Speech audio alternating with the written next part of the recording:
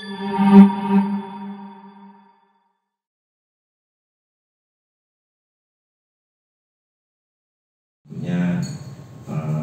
pertama kakak kakanda saya Mas Agung, kemudian teman haji saya Pak Pandu. Cuman Pak Pandu nih 40 hari, saya 2 minggu udah pulang Pak. 3 kali ketemu di regular rasa plus sama kayak Mas Agung ya. Pak Khalid dari Cordoba, berapa kali saya ditawari di sini, tapi saya bingung Pak. Bilang sama istri bingung, tanya istri buat siapa. Jadi agak-agak susah jawabnya. Ya mungkin kalau kami yang kantor istri saya sendiri mungkin saya mungkin sambutan dalam kali ini mungkin materi. Oh materi. Ini nggak jelas. Oke, mungkin sedikit saja ya. Ini saya sih catatan saja. Saya pikir bahwa semua tadi pagi Mas Agung tadi malam bilang bahwa ini semuanya pengusaha. Saya hanya sedikit bercerita pengalaman saja. Selama saya menjadi pengusaha 18 tahun jadi pengusaha. 2020 bulan Maret tiba-tiba 18 tahun jadi pengusaha. Itu saya baru sekali ini merasakan jadi pengusaha gampang, bingung, karena kita nggak pernah yang menghadapi yang namanya era pandemi. Benar nggak? Setuju nggak? Setuju. Mengopo, bingung gitu kan. Sebelumnya mungkin ada yang namanya era 4.0, ada namanya era 5.0, ini masih cuek-cuek aja gitu. Kita ini kan pengusaha konvensional, itu mungkin era baru ya. Tapi tiba-tiba era pandemi di tahun 2020 Maret April memang memaksa kita untuk bagaimana kita beradaptasi, berpikir. Akhirnya satu kata yang menurut saya lihat bahwa problem solver dari ketidakpastian selama 2020 itu menurut saya bukan kreativitas. Makanya kalau tadi Pak Pandu membicara masalah bisnisnya apa, saya bilang bisnis sebelum pandemi atau setelah pandemi Pak. Ini beda nih Pak. Nanti saya akan cerita gitu kan, bagaimana akhirnya kreativitas dan inovasi itu menjadi sebuah struggle saya untuk berjuang. Teman-teman yang saya hormati, memang akhirnya kalau saya melihat kita ini saat ini menurut saya harus memang mulai melihat sudut pandang kehidupan, bisnis atau apapun dengan cara yang berbeda. Kalau kalian masih berharap bahwa pandemi ini akan berakhir dan kembali lagi berbisnis dengan cara model yang sama seperti tahun sebelum pandemi, kayaknya you can survive gitu. Jadi sudut pandang, sudut kehidupan, sudut apapun harus dilihat dari cara yang berbeda. Jadi sebenarnya situasi saat ini memang situasi yang serba yang tidak kita inginkan, tapi sebenarnya kita bisa mengerahkan segala potensi kita untuk bisa mencari solusi. Saya mencontohkan akhirnya bahwa kalau sering dengan namanya out of the box gitu ya, itu zaman kapan tuh? Zaman teori kuno. Tapi akhirnya saat ini memang out of the box menjadi hal yang memang harus kita perlukan. Kita berpikir di luar kezaliman akhirnya. Ini kelaziman. Sorry Pak. Kelaziman. Ini yang jadi banyak menurut saya akhirnya hal-hal yang saya itu akhirnya menemukan sebuah hal-hal yang dulu pernah saya pelajari. Akhirnya ini sekarang saya pergunakan lagi. Ini apa namanya pengalaman saya ya. Akhirnya saya bisa lepas walaupun belum 100% dari situasi apa namanya pandemi ini. Yang pertama kalau saya ada 4 sebenarnya ada 5 sebenarnya kesibukan. Ini coret-coretan di mobil ini tadi. Pertama kalau kita kuliah kita sering yang dengar namanya SWOT. SWOT tahun semester 1, Strength, Weakness, Opportunity, Threat, kira-kira begitu kan? Ini kita pakai lagi akhirnya. Semua usaha saya akhirnya saya kembalikan bagaimana saya melihat yang namanya Strength, Weakness, Opportunity, and Threat. Saya kembalikan lagi. Bagaimana akhirnya saya, apa sih sebenarnya yang bisa saya lakukan di era pandemi ini? Jadi follower nggak apa-apa deh, tapi follower yang unik, katakanlah seperti itu. Saya contohkan satu hal. Sekarang promosi ya Pak ya. 2 minggu lagi mungkin saya membuat yang namanya The Arena. The Arena ini mini soccer. Saya follower. Saya suka main bola. Ada beberapa mini soccer yang saya lihat, saya perhatikan weakness-nya apa, ya itu yang saya perbaiki. Oh ternyata di mini soccer tempat lain, pertama strength-nya begini. Saya melihat bahwa sekarang orang suka olahraga tapi di tempat terbuka. Kira-kira begitu ya. Orang suka ngopi sekarang, orang suka kuliner. Oke, saya pikir. Akhirnya saya buat yang namanya mini soccer itu. Apa yang saya perbaiki? Saya buat sesuatu hal yang tidak pernah ada di tempat mini soccer lain. Apa? Kamar mandinya saya buat kelas A. Jadi orang habis olahraga bisa mandi baru langsung. Karena tempat-tempat lain kalau kita habis olahraga, jangankan mandi, mau kencing aja udah ragu-ragu, pesing, ya kan? Nah, kalau ini habis olahraga mandi, jadi kalau izin sama istri, padahal olahraganya cuma sejam nggak ketahuan Pak, mau kemana lagi nggak ketahuan, karena mandi dulu. Ini saya buat seperti itu, saya buat coffee shop dan lain-lain. Kapan-kapan mungkin bisa lihat. Jadi nggak apa-apa jadi follower. Terus kemudian ada satu misalnya usaha restoran. Waktu saya mengajak orang-orang, kita ini kan sebenarnya tidak perlu punya uang untuk usaha. Kita cukup ide saja sebenarnya. Saya mengajak orang-orang, ayo investasi dengan ide saya. Semua hampir nggak mau. Tiba-tiba ada yang mau gitu kan. Semuanya bilang bahwa idenya Pak Alex buat kuliner apa, misalnya contoh ya Pak ya. Contoh saja, misalnya kuliner restoran Padang misalnya Simpang Raya, semua pada bilang itu kan banyak Pak di mana-mana. Oke kita follower, tapi buat follower yang unik. Apa yang unik? Saya selalu memperhatikan bahwa restoran-restoran itu bahkan kelas nggak usah restoran Padang lah. Restoran kelas apa di Jalan Ahmad Yani yang keren, Puri misalnya dan lain-lain. Itu orang konsumennya itu orang Muslim Pak Agung. Masjidnya tapi paling pojok, bener gak? Main sholat angel, panas, main wudu wes wadah. Nah, itulah akhirnya restoran saya follower, tapi saya buat bagaimana musolanya nyaman, musolanya wangi, serasa tiara. Terus di kamar itu Pak, wangi-wangian gitu kan, kamar mandinya jelas. Jadi akhirnya teman-teman, saya pernah bilang waktu itu sama Christoph, teman saya yang punya Puri, yang punya Evan, saya bilang restoranmu tuh enak, sekarang laku, coba deh kamu membuat musola yang nyaman, yang enak, saya yakin pasti pengunjungnya 2 kali lipat, saya bilang.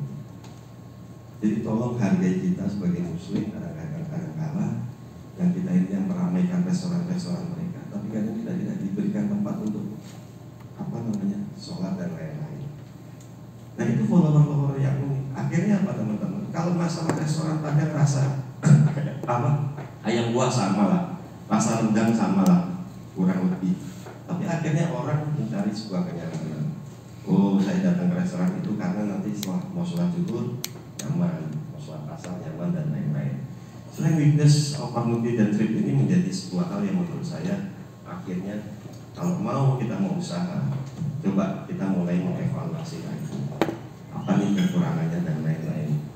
Teman-teman yang saya hormati, saat bicara SWOT kadang-kala kita ini kesalahannya para pengusaha pemula itu menjual sesuatu hal sesuai dengan keinginan kita. Zaman pandemi, ingat bagaimana semua orang menjadi penjual. semua orang menjadi pedagang gitu kan, semua orang nggak ngerti yang beli siapa, pokoknya tetangga kanan kiri saya semuanya jual, Pak, Indomie Pak, Indomie semuanya. Saya beli karena kasihan, bukan karena enak. Nah, kira-kira begitu. Ini kesalahan para teman-teman yang ingin memulai sebuah usaha menurut saya. Dia menjual sesuatu hal berdasarkan rasanya dia, berdasarkan ini enak menurut saya. Padahal teman-teman, saya punya sebuah warung.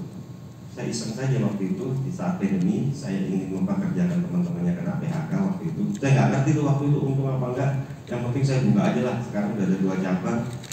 Tapi waktu itu niat saya hanya ingin mempekerjakan orang-orang yang kena PHK. Itu pun butuh waktu 8 kali untuk yang namanya trial food. Kalau perusahaan besar mungkin sering mendengar namanya research and development. Tapi kita trial food saja. Makanan-makanan menu-menu yang saya sajikan itu sebenarnya menu-menu yang saya suka. Tapi resultnya apa setelah 8 kali trial food? Gak, hasilnya sesuai konsumen gak ada yang saya suka. Tapi apa? Why not? Yang penting konsumen suka. Kalau sesuai selera saya konsumen gak suka, buat apa kan begitu? Nah teman-teman, maksud saya begini, harapan saya bahwa dalam usaha pertama itu harus ada yang namanya kecil-kecilan lah, trial. Jangan merasa bahwa ini makanan saya enak, saya jual pasti laku dan lain-lain. Itu belum bicara packaging dan lain-lain. Ini kita baru bicara rasa. Nah mulailah menurut saya sesuatu tadi yang saya katakan itu menjadi sebuah hal yang utama. Kita kembali lagi bagaimana kita strong weakness opportunity trade ini bisa menjadi hal yang utama. Kita kembali lagi. Yang kedua teman-teman, menurut saya inovasi. Inovasi ini menurut saya baik promosi produk dan pemasaran, menurut saya akhirnya endingnya adalah masalah pelayanan. Manfaatkan teknologi. Orang sering salah, menurut saya orang sering salah bagaimana memanfaatkan media sosial untuk berjualan. Setuju nggak? Apalagi kalau menurut saya bahwa media sosial itu sebenarnya untuk remind saja bahwa usaha kita ini ada, usaha kita ini masih settle dan lain-lain. Kalau berjualan sebenarnya sudah ada yang namanya di platform-platform marketplace. Nah, saya ingat waktu pandemi ada satu hal yang saya lakukan di saat pandemi, semuanya close, semuanya tidur, semuanya orang-orang pada tidak melakukan sesuatu apapun, semuanya tidak bergerak. Apa yang saya lakukan? Saya tetap mempromosikan usaha saya. Saya mempromosikan di Instagram, di Facebook, terus di WhatsApp. Saya promosikan selama 6 bulan. Pertanyaannya satu dari teman-teman saya waktu itu, Pak Anas, apakah dengan 6 bulan Bapak melakukan itu menaikkan omset Bapak? Itu saya ingat mulai bulan apa ya? Bulan Juli kalau nggak salah 2020 sampai bulan Desember. Saya jawab nggak ada. Bener-bener Allah. Saya melakukan yang namanya promosi di media sosial itu tidak ada namanya kaitannya dengan kenaikan omset, sama aja. Tapi apa yang terjadi adalah saya sebenarnya hanya ingin merimain saja karena konsumen bahwa usaha saya masih ada loh, benar nggak? Gue masih hidup loh, padahal ngenes gitu kan? Gue masih ada gitu kan? Saya masih ada nih, usaha saya masih hidup. Tapi alhamdulillah di tengah ketidakpastian tiba-tiba ada dibuka bukan bahasanya dulu PSBB dan lain-lain.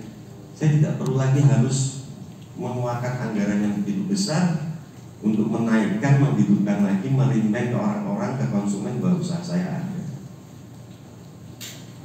Itu yang namanya konsistensi. Apakah kalian para pengusaha scale up ini punya sebuah konsistensi? Nah, ini harus dipertanyakan. Jangan pernah berpikir bahwa hari ini ketemu saya usahanya A, ketemu Mas Agung usahanya A, besok 3 tahun 4 tahun lagi ketemu Mas Agung, gimana usahamu? Pindah Pak B. Nanti ketemu Mas Agung lagi 5 tahun lagi, gimana usahamu yang kemarin? Ganti Pak C. Itu sampai tua nanti nggak dapat apa-apa. Konsistensi menurut saya akhirnya menjadi salah satu pilihan dalam kita berusaha. Kita perbaiki terus apa yang salah. kita perbaiki terus. Kalau Pak Pandu bilang bahwa Hitler itu konsistensi dalam hal yang jahat, makanya dia terkenal. Nah, gitu kan, benar kira-kira gitu ya. Tapi dalam hal negatif gitu kan. Mas Agung terpilih terus menjadi anggota dewan ya karena konsistensi bagaimana dia melakukan sesuatu hal yang positif seperti ini. Sesuatu hal menurut saya kalau positif pasti hasilnya luar biasa. Kuncinya adalah menurut saya adalah konsistensi ditambah sebuah yang namanya kreativitas dan inovasi. Percaya teman-teman, saya kalau udah reuni ketemu teman saya yang sering bergonta ganti usaha pasti nothing. Tapi saya lihat teman saya yang konsisten usahanya itu terus pernah gagal terus dirubah terus, bertanya gitu kan, bagaimana usaha yang bisa berhasil. Bertanyanya dalam forum apa ya, dalam forum seperti ini. Komunitas forum-forum ini menurut saya sebenarnya ajang kita bagaimana kita bertanya tentang usaha kita, bertanya tentang kira-kira apa kekurangan kita dan lain-lain. Jadi beruntung teman-teman yang suka ikut acara-acara ini. Dulu pun saya juga sering ikut. Nah inilah menurut saya dari SWOT, kita bicara dari SWOT, kita bicara dari bagaimana kita menginovasikan produk, bagaimana kita senang ke komunitas untuk menambah pengetahuan, memberikan semangat bertukar info menjadi sesuatu hal yang penting. Terakhir adalah saya ingin bicara mengenai, ini pengalaman saya juga, bagaimana kita bicara mengenai sebuah perilaku. Sahabat semua yang ada di sini, Anda belum bisa dikatakan menjadi seorang pengusaha saat Anda belum mempunyai sebuah perilaku administratif. Saya yakin yang hadir di sini mempunyai sebuah perilaku kewirausahaan, ide, semangat, apalagi kewirausahaan itu masih ide, semangat, berani mengambil sebuah risiko dan lain-lain. Tapi menurut saya bahwa endingnya seorang pengusaha itu akan menjadi seorang pengusaha yang benar saat dia tidak hanya mempunyai sebuah perilaku kewirausahaan, tapi mereka juga mempunyai sebuah perilaku administratif. Kesalahan anak-anak muda sekali lagi karena hanya mengandalkan sebuah perilaku kewirausahaan. Berani ambil risiko, ide saya banyak Pak, dan lain-lain dan lain-lain. Banyak teman saya Pak, saya tadi berdasarkan SWOT Pak, berdasarkan sebuah, saya banyak teman komunitas. Tapi saat mereka tidak mempunyai sebuah perilaku administratif, menurut saya usahanya tidak akan berhasil.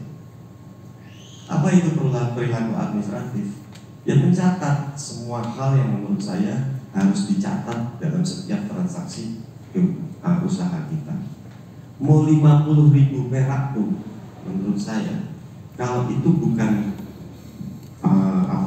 itu masuk dalam bagian bisnis kita dicatat. Pertama-tama kali saya usaha, kadang saya pernah nggak punya uang gitu kan, saya pinjam nih uang kantor, tak pinjam dulu lah 500.000. Saya catat di situ bahwa itu merupakan hutang, walaupun itu sebenarnya uang saya dan tulis hutang. Dimana saat saya nanti untung, saya kembalikan lagi. Selisih tiap bulan itu antara laporan keuangan kantor dengan transaksi rekening buku tabungan beda 50.000 aja bikin saya pusing. Boleh ini 50.000 neng dia gitu ya.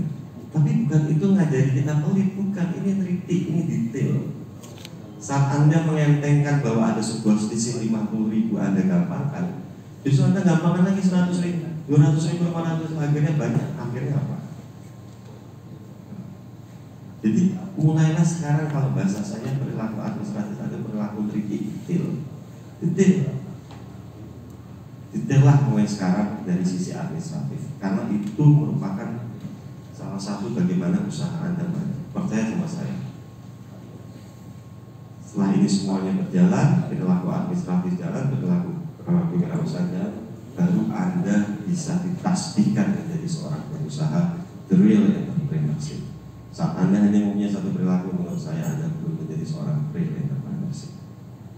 Itu mungkin yang bisa saya sampaikan. Ini bagian dari pengalaman saya selama menjadi pengusaha, sedikit tapi paling tidak bisa menjadi ilmu bagi teman-teman. Insya Allah nanti kita ketemu lagi. Saya siap buat Mas Agung, bagaimana nanti saya juga bisa share ilmu lah kepada teman-teman ke depan.